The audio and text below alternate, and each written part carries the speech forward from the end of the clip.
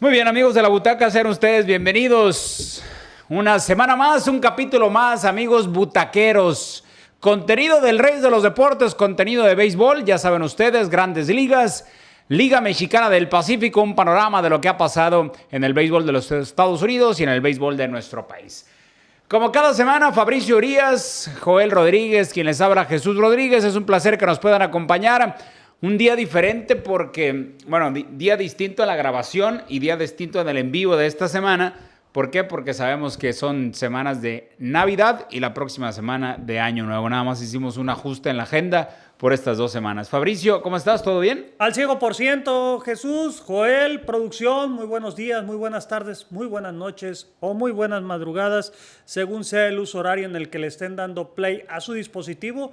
Espero que estén cómodos en casa y sobre todo que estén pasando una grandiosa, excelente y bendecida Navidad. Día de descanso, día de relax, día de visitar a la familia y qué mejor que poder estar escuchando el contenido de la Butaca Podcast, donde hoy, pues para algunos equipos les llegó Santa Claus antes del 24 de diciembre y vamos a ver qué es lo que depara de aquí a que culmine este 2024 ya, que está a pocas horas, a pocos días de llegar a su final. Compadre, ¿cómo está? ¿Cómo está, compadre Fabricio? Amigos butaqueros, ya en estos momentos muchos abriendo los regalos, hablando de los equipos de Grandes Ligas, dándole a la fanaticada pues su regalo de Navidad. A algunos les va a llegar como de Día de Reyes, dependiendo de la zona geográfica y también dependiendo del presupuesto que tengan para esta época de cambios y adquisiciones en el béisbol de las Grandes Ligas.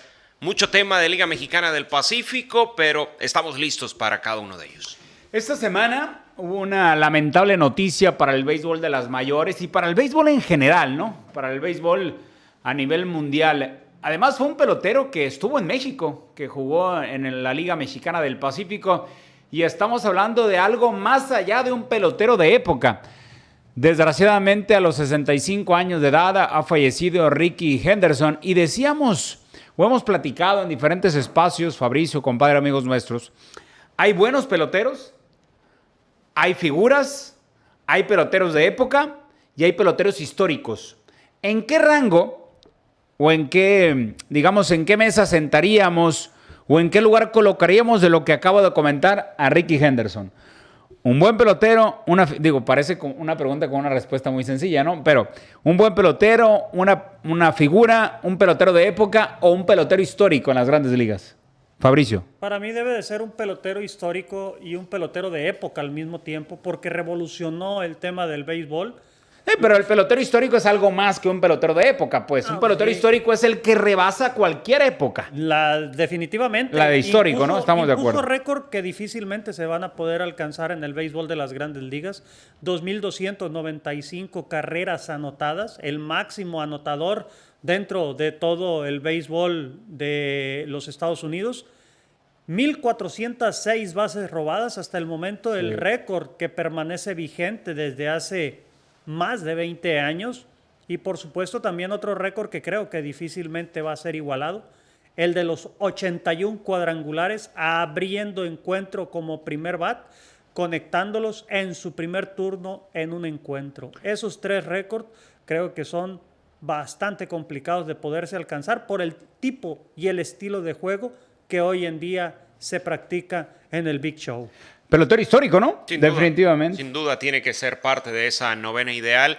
Es un tipo que pasan los años o van a pasar los años y por más revolucionado que esté el béisbol, por más cambios que le hagan a este juego de pelota, pues no parece llegar quien pueda arrebatarle ese récord impuesto por Rickey Henderson, y que ya comentaban con ese pasado en Liga Mexicana del Pacífico, con unos Mayos de Navojoa que históricamente han sido los del bajo presupuesto, pero quien ha tenido siempre las grandes relaciones con el béisbol de Estados Unidos, y desde muy temprana edad vino acá para presentarse y aprender del robo de bases, aprender de la salida, aprender de las curvas, y sin duda por lo que presenten las estadísticas, pues muchos no hay manera de cómo. 48 juegos. Muchos no lo sabían, pero fue pelotero de los Mayos de Navojoa, ¿no? 48 juegos en la 78-79. Incluso Serie del Caribe también fue campeón con ellos, ¿no? 251 de porcentaje, 0 cuadrangulares. Estás 11 hablando de la campaña que de la tuvo campaña en que México.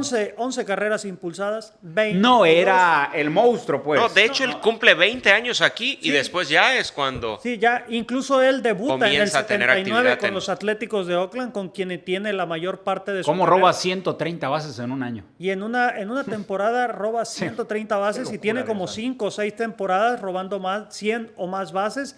Y aparte de ello, bueno, a partir de ahí se convirtió en un spike de mercurio para la organización de los Atléticos de Oakland. En el 79 él debutó en Grandes Ligas. Sí. En el 78 había jugado acá, dices. Ajá. Liga Mexicana del Pacífico. En el 80 robó 100. En el 82 robó 130. En el 83 robó 108. Las temporadas que robó 100 o más bases en una misma temporada. En el 80, 100.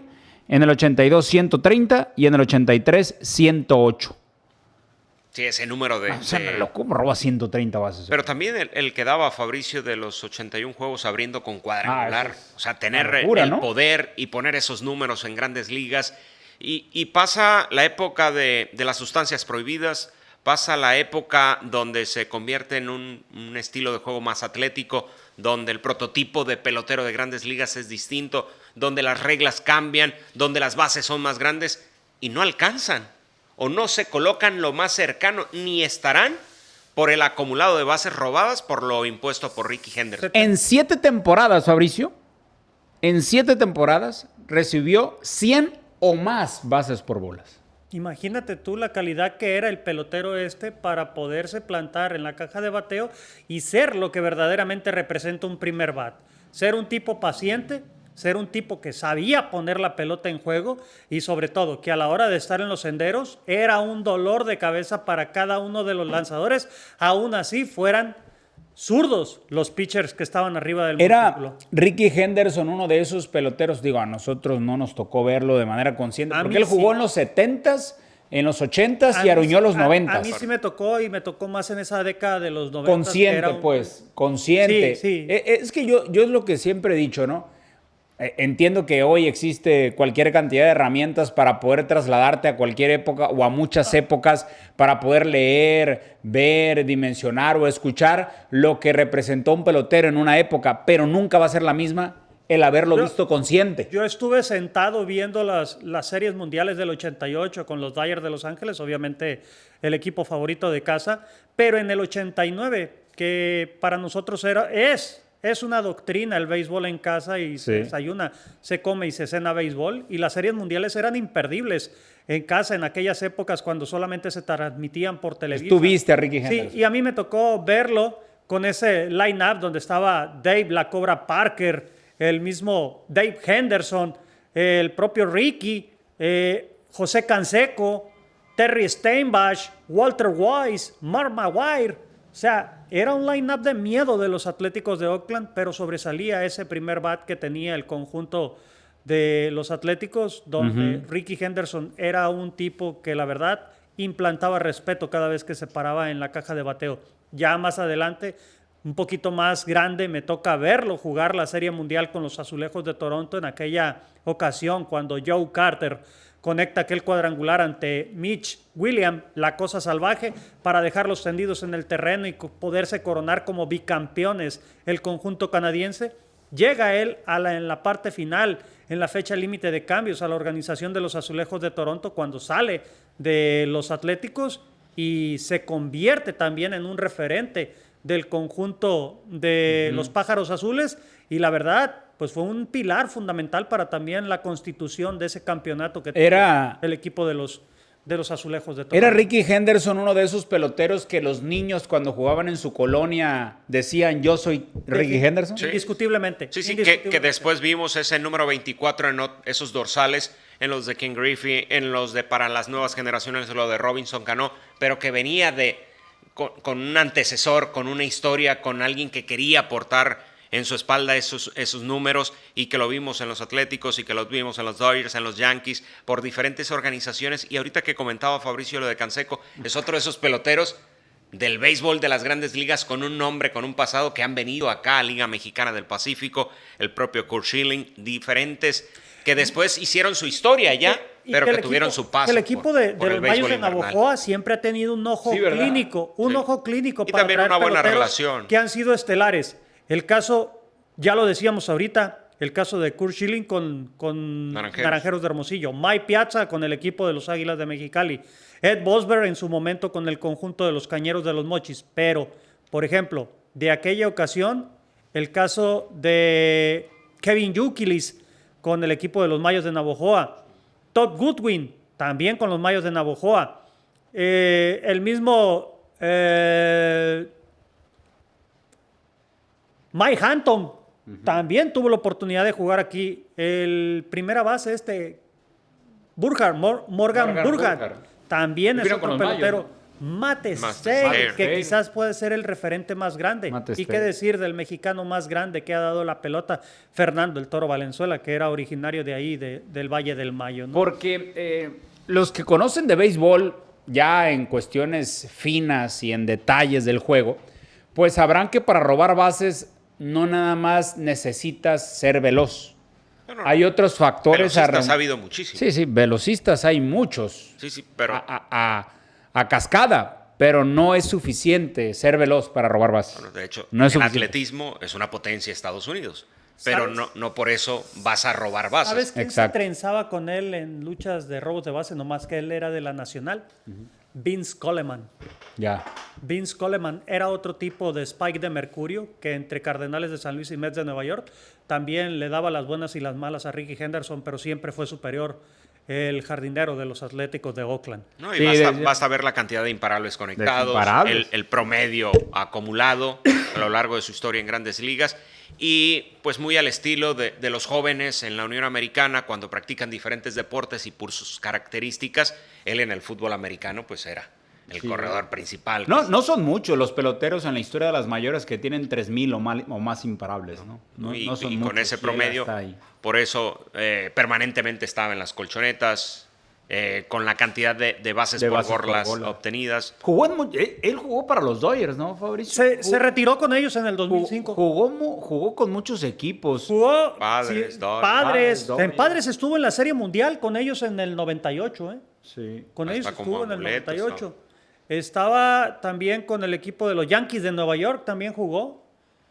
Por mencionarte algunos. Y lo los Azulejos de Toronto. lo del título que ganó con Toronto, decíamos, llegó a cambio ahí, ¿no? Sí, llegó ya en la recta final de la temporada. Pero del 93. ganó 2 series mundiales. Sí. Murió muy joven, ¿no? 65 Sí, años. Víctima de una neumonía, yo creo que maltratada, ¿no? A final de cuentas, a veces. Sí, no le damos desconocemos ciertos importancia. detalles, ¿no? No le damos importancia a las enfermedades respiratorias y cuando se complican es cuando ya se convierten en algo serio.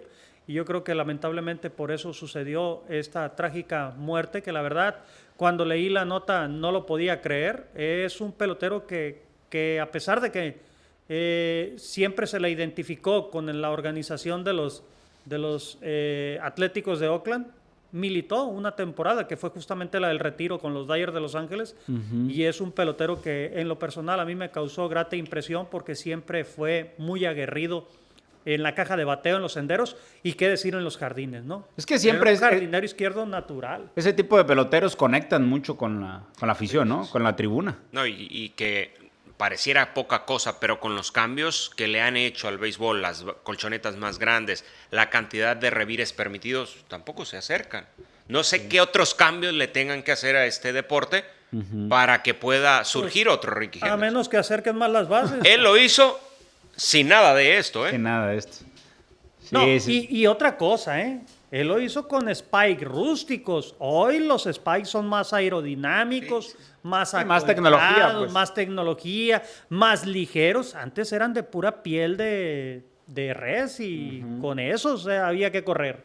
Sí. Con esos. O sea, no era de que, no, ahora son de pura tela, los famosos guaraches, los famosos de válvulas de aire y todo eso, ¿no? Más aerodinámicos, ¿no? Sí, y que si tú revises al final el récord en superar las 100 primero, el récord de bases acumuladas, el registro, el porcentaje para su ingreso al Salón de la Fama altísimo. 94.8% de la votación en su primer año de elección. Primer año. La verdad que Ese sí es año entró al Salón de impresionante. la Fama. Fue 90, ¿qué? ¿Qué año fue? ¿2000 qué? No recuerdo. Ahí te das, 2009, ¿no? 2009. ahí te das cuenta en su De la carrera. clase de pelotero. 10 juegos de estrellas, ay nomás, 10 juegos de estrellas, 3 bates de plata, un guante de oro, eso sí, no era el mejor guante, ¿no? Pero era cumplidor. Y bueno, pues 2 anillos de Serie Mundial respaldan la historial. De Valdrá este la tremendo pena leer pelotero. los comentarios que hay muchos de la vieja guardia, muchos que seguramente nos ven a través de YouTube y a través de distintas plataformas que vieron a Ricky Henderson. Hay muchos. Estoy seguro que valdrá la pena nos compartan alguna experiencia, ya sea que lo hayan visto en vivo en algún juego de Grandes Ligas o que lo hayan O visto por alguno la de tele. la vieja guardia aquí en O que lo haya visto aquí en México, México, sí. a pesar de que haya porque sido muy un año. seguramente vino a Culiacán. estuvo En el Mazatlán. 78 dijiste, ¿no? Sí. 78. 78, 79. Y en el 79 debutó en las mayores. Creo que valdrá la pena eso, ¿no? Que nos compartan alguna experiencia con un pelotero, decíamos, un pelotero histórico del béisbol de las Grandes Ligas. Ricky Henderson, descansa en paz a los 65 años de edad. ¿Qué hay de las Grandes Ligas? ¿Qué hay de las firmas en esta temporada baja? ¿Qué hay? ¿Quién han firmado? ¿Quién? De los peces gordos, pues, de la agencia libre. Esta semana se habló de la llegada de Walker Buehler a los Medias Rojas de Boston. Se habla de un contrato de un año de 21 o 22 millones de dólares. Tendría un bono ahí por funcionamiento. Es lo que ha publicado periodistas como Jeff Passan. Insisto, la llegada de Walker Buehler a los Medias Rojas de Boston. Sorprende, ¿no, Fabricio? Pues ya colocando a Garrett Crochet y bueno, Aroldis Chapman también ahí en ese combo de lanzadores, la verdad que el picheo del conjunto y sumándole a Lucas Giolito y todos los que ya tenían anteriormente, creo que ya toma cuerpo el staff de lanzadores del conjunto de los Medias Rojas de Boston y creo que van a poderle hacer frente cuando menos en la división este de la Liga Americana a los Yankees de Nueva York, que también han armado una buena rotación con la llegada de los nuevos lanzadores. No sé cuál es el plan del agente de Walker Buehler, compadre Fabricio, amigos nuestros, pero a falta de que confirmen los Medias Rojas de Boston al momento de la grabación y los exámenes médicos y todo lo que ya sabemos, pues uno pensaría que él buscaría un contrato de varios años, Sí, como todo lanzador. porque tiene 30 años. Como el caso Pero, de Nick ¿cuál será el Pivetta. plan? Yo siento que él se adaptó a un equipo que tiene posibilidades, que sabe que invierte en la nómina y que puede ser un escaparate para él en un futuro. Apostó a que después de no lanzar en el 2023 y tener un año de altibajos en la temporada 2024, donde cerró muy bien en la ronda de playoff, pero que tuvo un récord de 1 ganado, 5 perdidos y más de 5 y pico de efectividad en carreras limpias admitidas durante el rol regular, creo que lo que él está apostando es demostrar la próxima temporada que está sano, que su comando de picheo le responden, que va a estar al nivel de lo que se le conoce como lanzador estelar, y que para la siguiente campaña, para el 2026, él ya no va a decir, no, ¿sabes qué?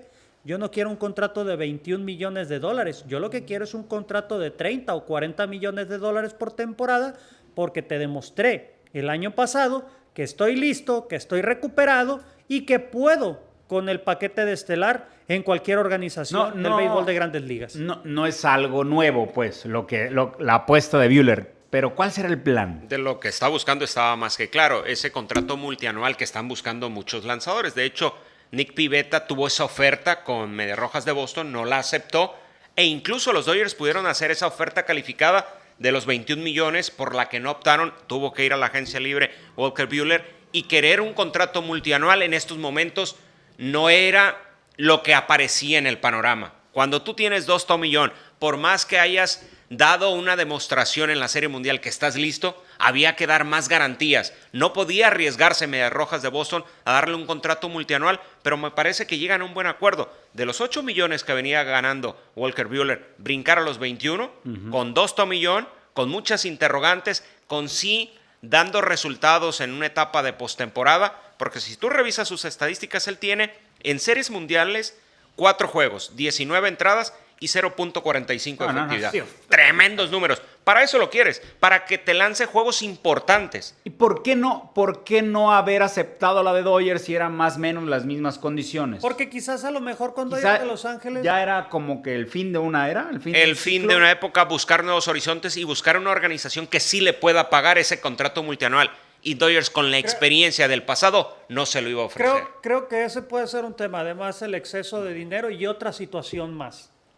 El equipo de los Dodgers de Los Ángeles carece de lanzadores zurdos. Tiene un mundo de lanzadores derechos y no tienen lanzadores zurdos. Tú voltea a ver su roster. Bueno, No ya hay llegó ahí. No hay un abridor zurdo hasta la llegada de Blake Snell. Blake Snell. Sí, pero anteriormente tú volteabas Sí. a ver y eran puros derechos, puros brazos diestros. Con lo que apostaron No por sé. el japonés, el plan de Dodgers no era con Buehler, entonces. Yo creo que No, a mí me parece Definitivamente que, no. desde cuando optaron por lo de Snell, estaban marcando la salida Incluso, de Walker Buehler. te puedo asegurar algo. Yo creo que si Walker Buehler llega a tener para antes de la pausa del Juego de Estrellas una buena a excelente temporada, los Medias Rojas de Boston Ahí mismo se lo ofrecen. le van a ofrecer una extensión de contrato para que ya se olvide por completo de la agencia libre durante el 2026. Sí. Y es Eso un va a ser tipo seguro. con esas agallas, con esa personalidad. No dudo de Walker Buehler, que está buscando eso, retarse a sí mismo y retar a una organización que sí le pueda pagar eso. Ahora, Buehler acá es- estaba entre lo de Mets y Medias Rojas de Boston. Cuando Mets opta por llevarse o mantener a Sean Manaea, se acabaron las negociaciones. Lo de Patrick Sandoval también, que era como la de las opciones para Medias Rojas de Boston, y Walker Buehler. Ellos comienzan a armar o a conformar esa rotación para la próxima campaña. Walker Buehler es un pez gordo de los que estaban en el mercado de esta temporada Para baja. mí sí, aún con esas interrogantes del tema de las lesiones, para mí sí. Para mí sí, ahí estaba con Max Fried, estaba con Corbin Burns. Tal vez no podía él elegir esa opción del contrato multianual, pero sin duda de los pesos gordos. Sí se sienta a comer en la mesa con esos lanzadores. Sí. Definitivamente. Sí se sienta con ellos. Y prueba de ello Negoció es Mets con Sean Manaea, ¿no? Sí. que... Sí. Que también Sí, y pues, Medias Rojas a Boston también. era una necesidad para ese conjunto. Y Rocky Sasaki también ya les comió el mandado los Mets de Nueva York a los Yankees porque ya se sentó a negociar con ellos. Y hay que recordar que Sasaki ahorita está escuchando las ofertas de todas las organizaciones del béisbol de las Grandes Ligas y será muy seguramente a principios o a mediados del mes de enero cuando ya se decida por qué organización va a firmar. Pero Por me las parece, deci- por todas las vías que tú puedas analizar este contrato, ganar para ambas partes. Se lleva un gran lanzador Medias Rojas de Boston, no arriesgan un contrato multianual. Para Buehler le dan un muy buen contrato, no encontró con Dodgers. Me parece que para los dos ganan en este movimiento, en esta contratación, y con vísperas a que esto se pueda extender. ¿No se equivoca Dodgers de Los Ángeles el no haber retenido a Walker Buehler? Pues ya, Pues, si la intención es llevar a Rocky Sasaki, creo que van a cambiar ahí un poco más de juventud por experiencia. Fue muy claro que el agente de Walker Buehler y lo que rodea a su equipo, que ellos detectaron que el plan de Dodgers era por otro lado. sí. Cerrar un ciclo, ya son 30 años para Walker Buehler desde Sí. 2016-17. Sí, afectado por 2 tomillones. Sí, entonces Sí, eso es. que incluso antes de formar parte del roster de los Dodgers de Los Ángeles ya había sido sometido. O sea, durante su estancia como estudiante de la universidad y jugador de la NCAA en el béisbol colegial, ya había sido sometido a una cirugía Tommy John y esta viene siendo la segunda, la del 2022. Sí. Pues ahí está, ¿no? Otro de los nombres que apareció esta semana en cuanto a noticias se refiere fue el de Vladimir Guerrero Jr., Fabricio. Sí, que rechazó una extensión de contrato, una oferta por $340 millones.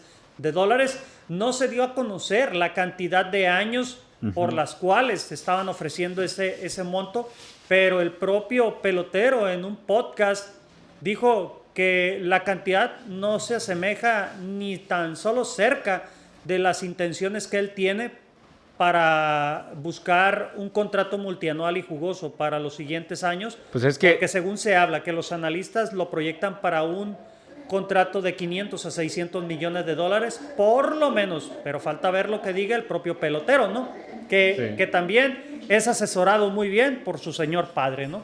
Que su señor padre fue un estelar de la pelota, de los Expos de Montreal y de los Angelinos de Anaheim, y que pues también se hablaba de tú con los tumbabardas, ¿no? Sí, y que, híjole, cada quien buscando sus propios intereses y eso se entiende. Yo no sé si también esto está afectando para algunas organizaciones que no se pueden hablar de tú como Mets con lo que ha sucedido con Juan Soto. Que el romper el mercado de esa manera, pues hoy todos quieran pedir los 600. Esa es la diferencia que marca ahora la tendencia. ¿Por qué? Porque haciendo una comparativa entre los números que ha puesto en los últimos 6 años Juan Soto con Vladimir Guerrero, son muy similares, incluso tienen la misma cantidad de cuadrangulares los dos, 160. Pero Fabricio, ya debemos de entender que no es solo eso. No, pues también viene alrededor el factor mercadotecnia. Lo que tú generas, lo que generas más allá de lo deportivo. Sí, pero a final de cuentas, al pelotero no le interesa eso. Al pelotero le interesa poner números, y los números para él es lo que va a marcar la diferencia entre cobrar la apuesta y no cobrar esos 700. Y que se veía venir, si Yankees no se quedaba al final con Juan Soto, tenía una baraja de opciones para cómo con ese presupuesto destinarlo en 3 o 4 peloteros. Que por ejemplo lo están disminuyendo. Y que lo están haciendo. Ahora lo de Goldsmith. Cody Bellinger. Ya habían anunciado lo de Cody Bellinger en el picheo con lo de Max Fried.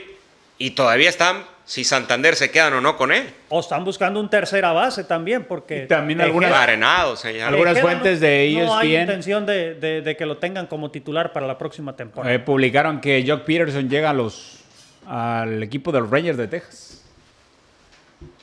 Jock Peterson a los Rangers de Texas, según informes. Que es un pelotero ya bastante veterano, ¿no? Pero sí, todavía tiene material para poder... Aparentemente es un acuerdo por 2 años. Sí, creo que son 17 millones son 34 millones, ¿no? Algo así. Uh-huh.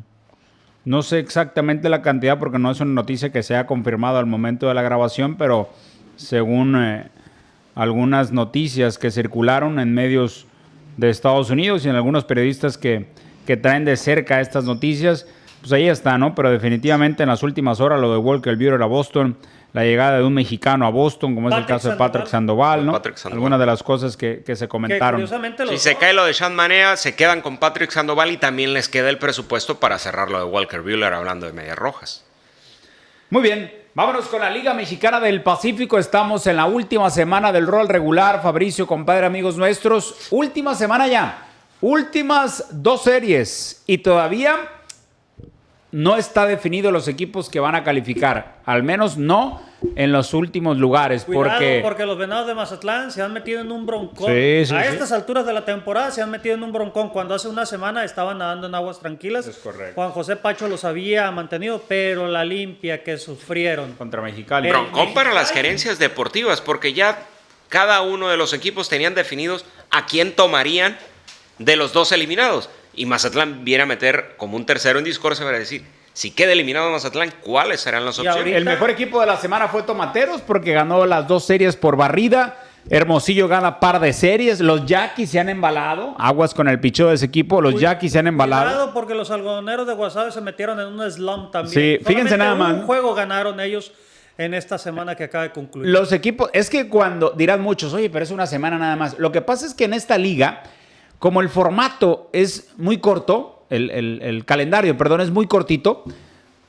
cuando llega enero, importa muchísimo las últimas 2 o 3 semanas del rol regular. Las últimas 2 o 3 semanas de diciembre importa muchísimo. Y en la última semana se cayó Guasave, se cayó Venados de Mazatlán. Mayos de Navojoa también. Y Mayos de Navojoa, que ya tienen, digamos, más tiempo caído. Pero levantó Culiacán, levantó Mexicali. Levantó Obregón. Hermosillo se ha mantenido y Charros a pesar de perder la última serie, es un equipo que se ha mantenido jugando buena pelota. Mochis también se ha mantenido. Mochis se ha mantenido. Entonces, de los que se han mantenido, más Hermosillo, de ahí sigue Charros y Cañeros, por algo mandan en el standing.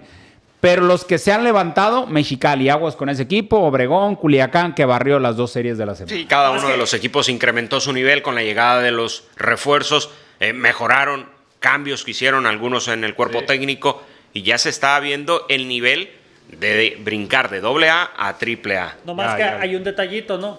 Hay un detallito. A ver. Las series que vivió Tomateros de Culiacán son, cierta manera, un espejismo. Dependiendo de cómo lo quieras ver. Espejismo, ¿por qué? Porque te estás enfrentando a los 2 prácticamente a los dos equipos A ver, eliminados en estos momentos. Pero ¿no? decir espejismo es no real.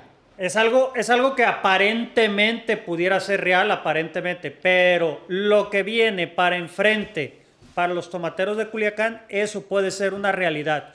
El encarar a un equipo que viene dolido y que se ha mantenido gran parte de la temporada y que es el equipo con más blanqueadas en toda la campaña, como lo es Algodoneros de Guasave, que a partir del día de hoy van a estar recibiéndolos en el Francisco Carranza Limón. Y después regresas a Culiacán para cerrar el rol regular ante los Cañeros de los Mochis, que es uno de los equipos quizás más constantes y estables, Fabricio, como el de los Naranjeros de Hermosillo. Culiacán hizo lo que no pudo hacer Hermosillo. No. Y lo que no pudo hacer Charros con estos rivales. Sí, no, definitivamente. Entonces, ¿cómo? ¿Lo tomo en cuenta? ¿No lo tomo en cuenta? Lo que me refiero yo es que todavía quedan dos series más complicadas que las dos que vivieron anteriormente. No, a eso es a lo que me refiero. O sea, igual pueden ser más sencillas, ¿eh? Puede ser, pero bueno, el tema en es... el roster, en el papel, en la teoría. En el papel está más complicado lo que se viene enfrente para lo que ya Claro, no, para de lo que acuerdo. ya Estoy de acuerdo. dejaron en el pasado, ¿no? Estoy de acuerdo. Que las 7 victorias, pues a final de cuentas te dan un buen colchón y ponen a Roberto Vizcarra con un récord bastante favorable de 9 ganados y 3 perdidos al día de hoy. Claro. Sí, yo lo que destaco mucho es el tema de la ofensiva, que sigue dando resultado, que sigue apareciendo. En este caso, el fin de semana ante Sultanes traía muy buenos lanzadores que pueden ser candidatos incluso para reforzar en caso de este equipo quedar eliminado. Ruiz va a ser un refuerzo. Jorge Ruiz, el propio Edgar Torres traen algunos elementos que en el bullpen también pueden ser candidatos y el equipo de Culiacán apareció.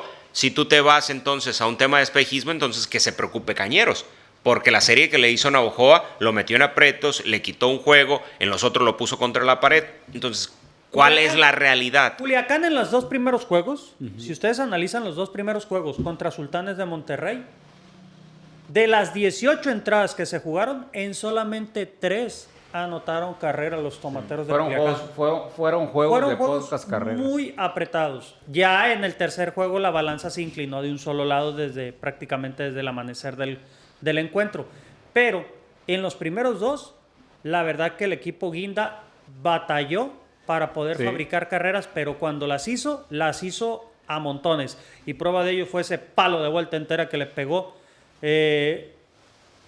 Esteban el Pony Quirós a Jorge Ruiz, que fue prácticamente para sentenciar la serie, ¿no? Sí, y de los que de manera individual tuvieron una gran semana, bueno, Odriserme de Spain con los Yaquis sigue teniendo un gran año este veterano que pues Yaquis va a calificar y va a ser un hueso durísimo de roer. Un dolor de cabeza en playoff ese equipo. Ese equipo van a batallar mucho a quien se enfrente a ese equipo, pero él fue designado por la liga el pitcher de la semana. Jonathan Aranda, jugador de la semana, y el relevista de la semana es Nogosek.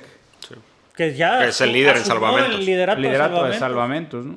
Así es. Pero fueron los más destacados. Hoy el líder de bateos, Jason Atondo, de los Naranjeros de Hermosillo. De menos a más, Atondo. Jason Atondo, de los Naranjeros de Hermosillo.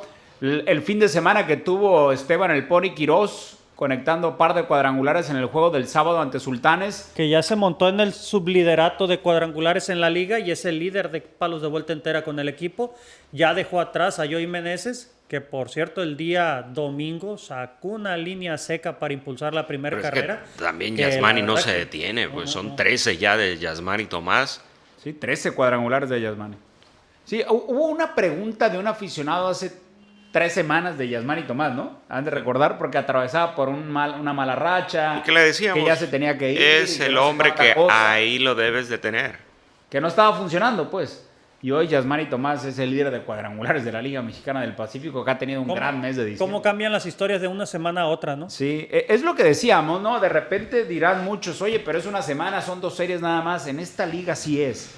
Y como es la última semana del rol regular, aquí, más allá de cómo cierren, porque hay muchos que van a dosificar los brazos. Sí, que por ejemplo ya Naranjeros ya lo hizo con Robert Stock. Van a empezar a dosificar. ¿Por qué? Porque van a querer tener a lo mejor para el juego 1 y 2 de enero. Ya lo hizo Naranjeros de Hermosillo. Juan Gabriel Castro ya en el encuentro del pasado domingo permitió que Robert Stock solamente lanzara 5 entradas y el juego estaba 0-0. Ya después vino el relevo, el equipo fabricó carreras y ya la victoria fue para el bullpen, no se lo llevó Robert Stock, que con eso pudiera haber alcanzado las 12 victorias, ¿no?, en la temporada. Así es. ¿Cómo está el standing al momento? Pues de la segunda vuelta, Naranjeros, decíamos, con marca de 27, le sigue Charros, Mexicali, Cañeros de los Mochis y Tomateros de Culiacán como los primeros 5 y los únicos que juegan arriba de 500.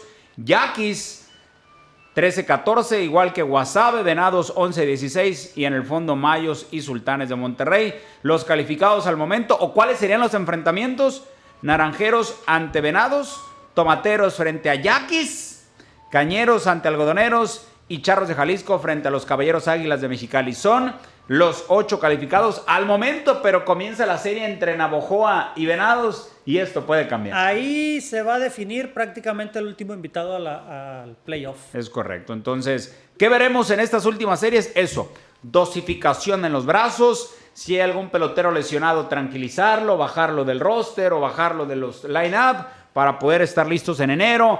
Hay algunos peloteros que piden permiso en esta época de Navidad, de Año Nuevo. Hay algunos que ya no vuelven, hay algunos que vuelven y no vuelven bien. Entonces, eso veremos esta semana en los equipos de la liga. Esos peloteros que piden permiso, ténganlo por seguro que van a ser concedidos para los que están en la cima del standing, para los que están peleando y luchando por a clasificar, ténganlo por seguro que si se van, ya no regresan, ¿no?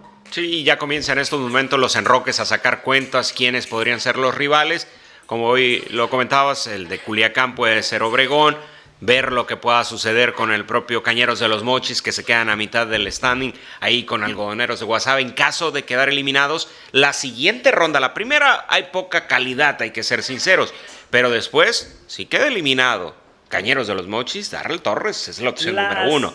Si queda eliminado Obregón o Drizamer de Spain, claro. O sea, es ahí donde incrementa el nivel de este circuito. Las limpias que se generaron en la última serie del fin de semana, eso es lo que ha provocado un emocionante cierre en esta recta final de la temporada, ¿eh?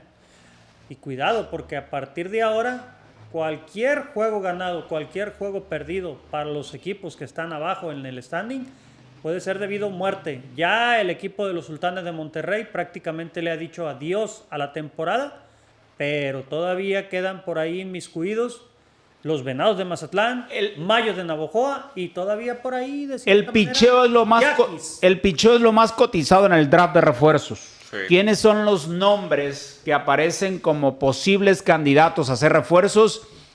Para meternos solo en el picheo, porque repito, es lo más cotizado en esta primera etapa de playoff, tomando en cuenta que los eliminados sean Sultanes y Mayos, como hasta hoy.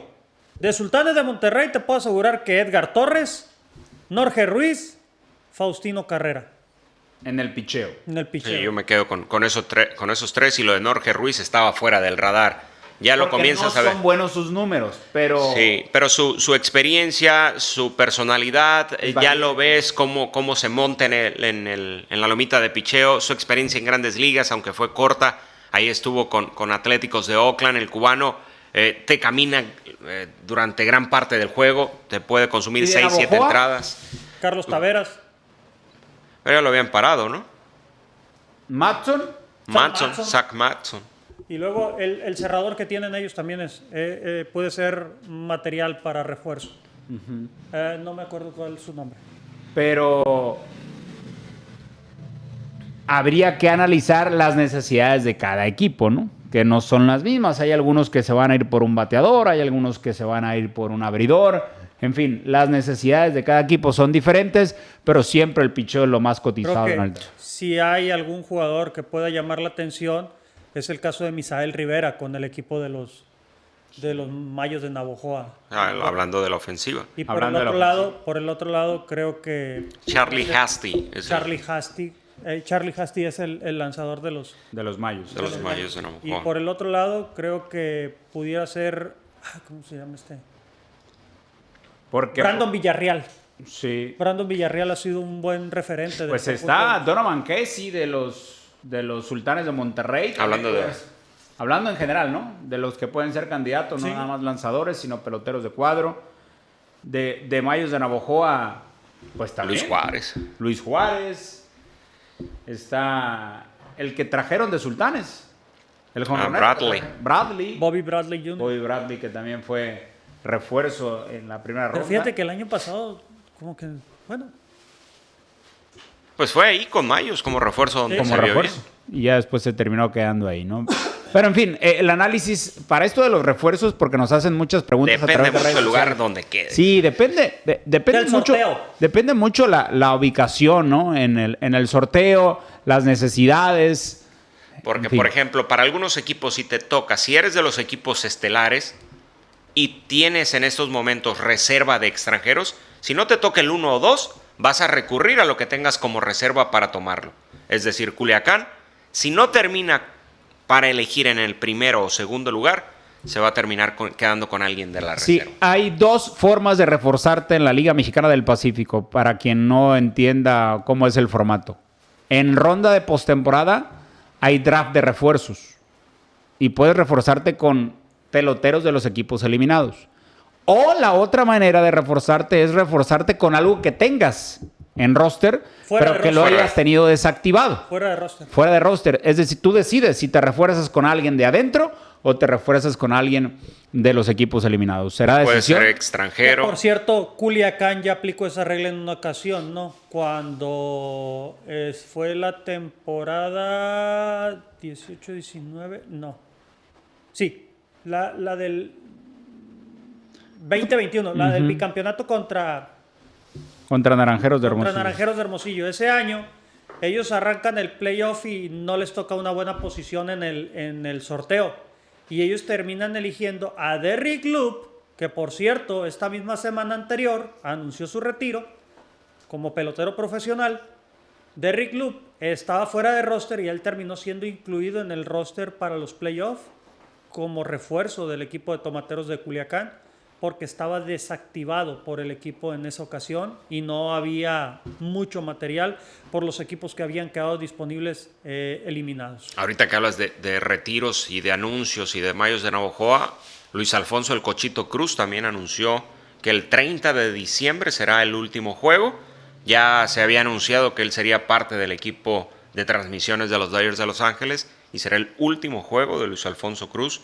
Ex Grandes Ligas, precisamente con Dodgers, con el equipo de los Yankees, tuvo su pasado y con un sinfín de equipos acá en el béisbol nacional. Muy bien, señores, nosotros nos vamos. Fabricio, muchísimas gracias. No, hombre, gracias a ustedes, deseándole que estén pasando una excelente, grandiosa y muy bendecida y familiar Navidad.